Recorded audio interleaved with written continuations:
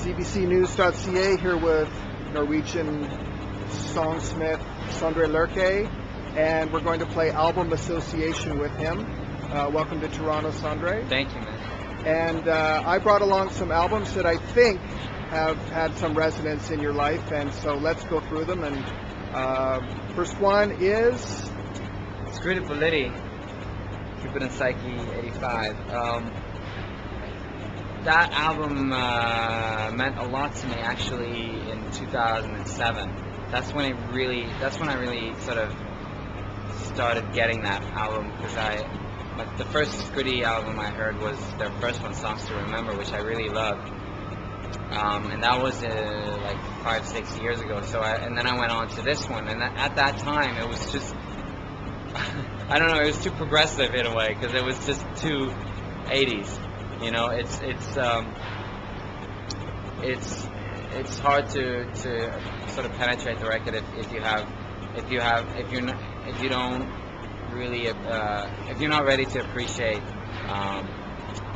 the songs behind the sort of state of the art pop crap. So it took a while, and then I just by chance started listening to the song "The Word Girl," and that is probably my favorite record in 2007, ironically. Right. Okay.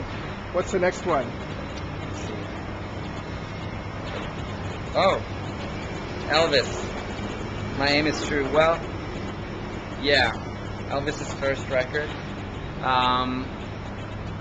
The first song I heard of Elvis Costello was "The Other Side of Summer" in 1990, I think, and I was 8 years old. And I had no idea who this guy, who looked really creepy at the time with a beard. But I loved the song. And of course, that's a real pure pop song. I tried listening to the other stuff at the time, but you know, being 8 years old, I wasn't ready for it. But then a couple of years later, he put out the record with Baccarat. And that day, I bought that album and the album that came after this one, This Year's Model. Two, you know, pretty different albums, but I love them both equally. So I figured, you know, I got to check out what else he's done, and I moved on to this one and to, you know, all his other albums. I really like the diversity in his catalog. And you've toured with him?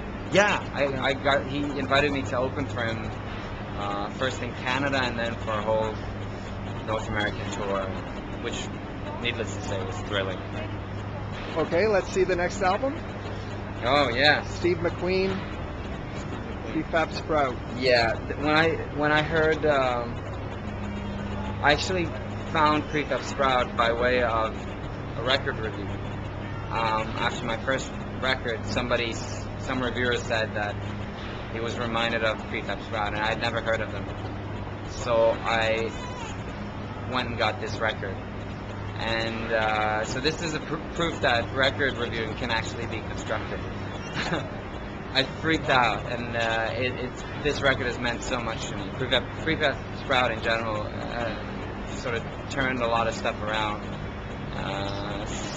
Especially at this time, I was writing songs for a record called Two-Way Monologue, and so it's sort of left a mark ever since. I think this is one of my favorite albums.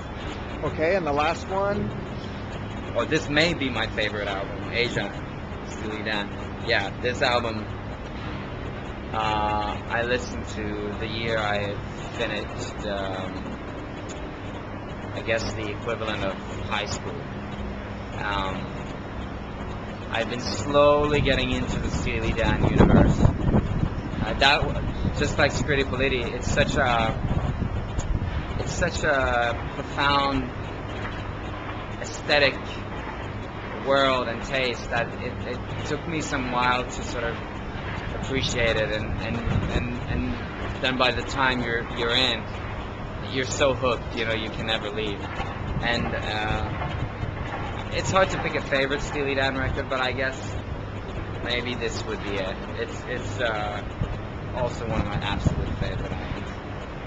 Great. Well, thanks, Sondre, for your time, and good luck with Heartbeat Radio. Thank you.